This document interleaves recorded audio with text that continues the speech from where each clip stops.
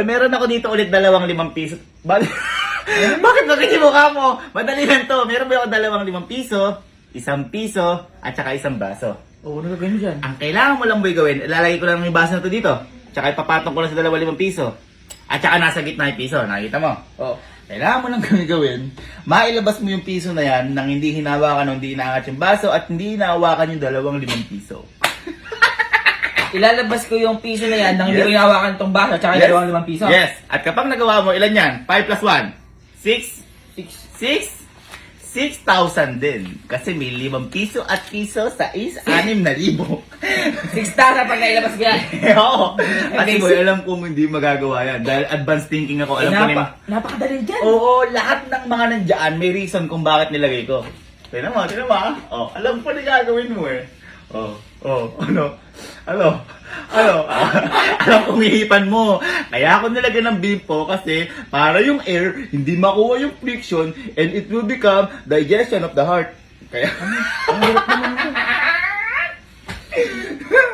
Di, alam ko na gagawin mo. Kaya ako nilagyan ng lampin yan. Nadudulas ko, kahit anong pokpok mo dyan. Kasi, di ba, maglalagay ka ng pores sa table. Ngayon, yung pores, it will become pores uninstall. So, i-install mo siya and it will become virus. Okay? Parang napaka-imposible naman yan. Paano mo lalabas yun eh? Imposible talaga, Hindi kaya makakagawa hindi mo yun. magagawa. Yan ang sinasabi ko sa'yo. Hindi naman. Bago hindi mo ito magagawa, imposible na to. Hindi. Huwag na, Hayaan mo muna kasi. Hayaan mo muna Teka, kasi. sige, teka. Ano Hayaan imposible? ako. Hayaan mo muna. Hayaan ako. Hayaan mo muna. Sige. Oh. Ano? Teka lang. Sabi ko nga, wala kang... Ginigilid ko lang para makita mo. Oh, Para makita. O sige, may habang tong gago na to ha. May habang to ha. Igigilid ko lang. Gilid mo Oh, lang. sige, i-set up. Okay, sige. Alam pagbabago yan. Pinag-aralan ko na to eh.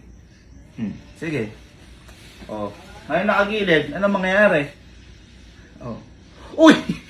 Uy! Kahit anong gawa mo dyan. Kasi kinumpit ko na yan.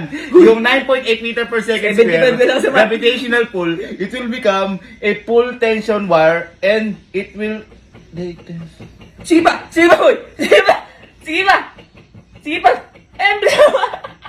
Sige pa! Sige pa! Sige pa! Sige pa! So, the friction of the bimbo and the glass is digestion of the art.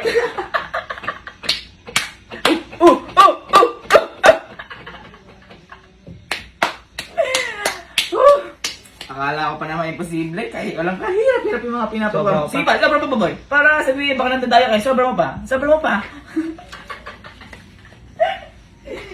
Sarap naman kumain.